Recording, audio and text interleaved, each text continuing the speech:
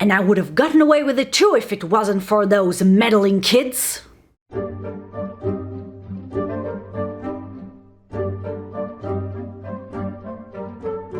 Hey bookworms, welcome back to my channel and to another book review. And today I will be talking about Meddling Kids by Edgar Cantero. And if you know your classic cartoons, you probably recognize the title as a reference to the show Scooby-Doo.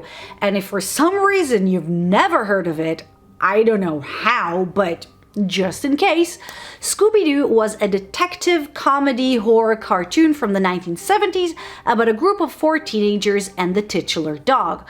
And they solve allegedly supernatural mysteries, and as the pattern goes, the true culprit is always a flesh and blood human disguising himself as a ghost or a monster.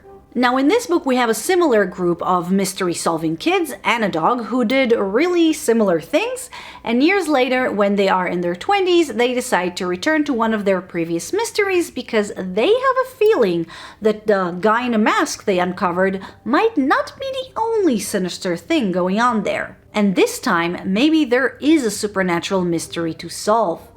So let's get right into this. This book sucks.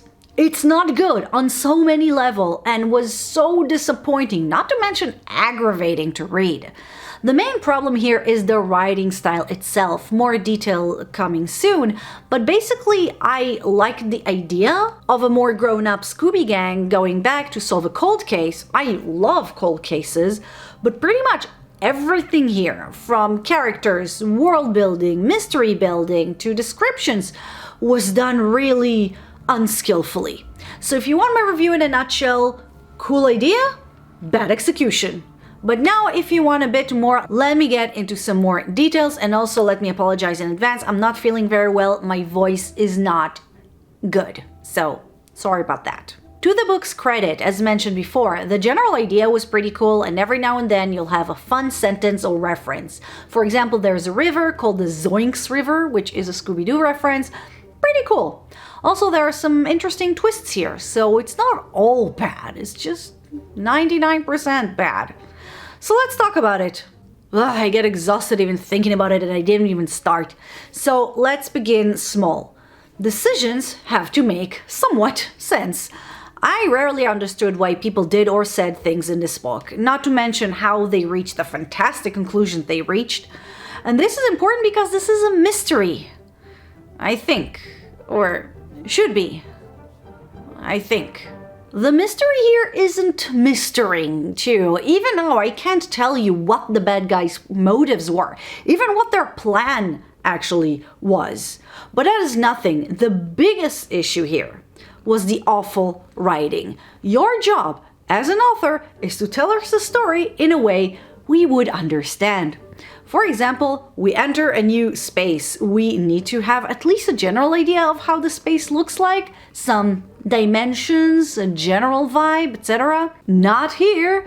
There are some action scenes toward the end and I really couldn't follow them. It was so unclear who was doing what to whom, how big the space was, the escape routes, etc.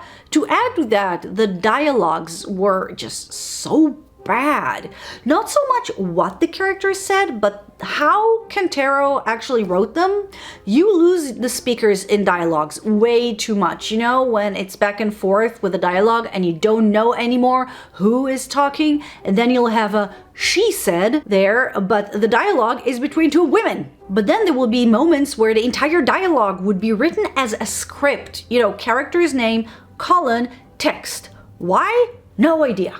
I can only assume the author thought it was cool and wanted to make the book look like a movie, or maybe it was just lazy, could also be that. But now I dawdled enough. Let's talk about the real elephant in a book, because the way this author used similes should be considered a crime against literature and the human brain's capacity of understanding.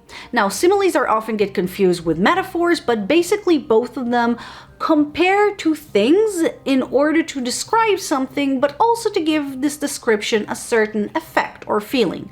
For example, you can describe blue eyes as sapphires. That implies beauty, richness, something mostly positive.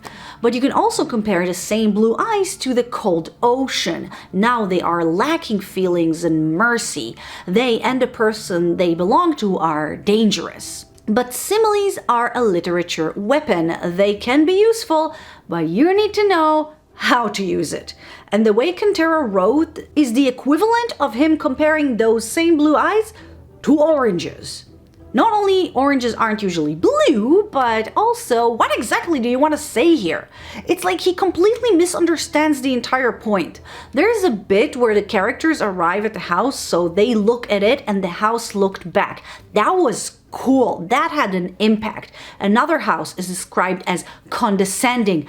Amazing. Love it. But then the stairs at the house moan like actors in a B movie. Like, why?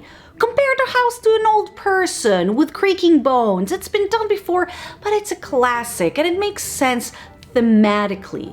But taking things and comparing them to the wrong thing, this happens all the time in a book. And also, they are so long and clumsy and happen all the time.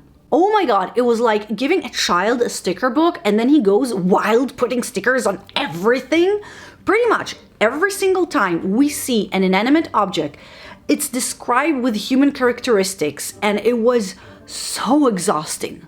The pen laid there as if wondering why it was abandoned. Her hair dozed off. He said something Terminatorish, or his cryogenic look. Dude, learn how to use these tools before using them, okay? Okay, so that was sensory overload, and I'm also not feeling very well. You could probably hear it in my voice. So let's conclude. Even though I wanted to talk about so many other things like little grammatical errors and the misuse of cold case elements, and also ask, why the hell did they put this poor little dog through all of this? He isn't Scooby-Doo, he doesn't understand what's going on, and other than attacking some other bad guys, he doesn't do anything. Leave him home where he's safe. Anyway, to actually conclude, I don't know if this was a case of trying too hard and doing too much, or a case of being lazy and shoving some pretty garnish to decorate your burnt dish, or maybe Cantero actually thinking he was being so cool and so witty. But this book was not good. I wouldn't recommend it. I wish it was better. The idea was really interesting, but everything else was just badly written and overall exhausting and confusing to read. So guys, that was my review on Meddling Kids. Thank you for watching this video. I wish I could say better stuff about it. I really do. But if you like this rant, don't forget to click the like button and subscribe to my channel so that you won't miss any other new video I upload. Also, write me a comment in the comment section and let me know if you like parodies of famous works and which one was your favorite. Again guys, thank you for watching and I will see you next time. Bye bye.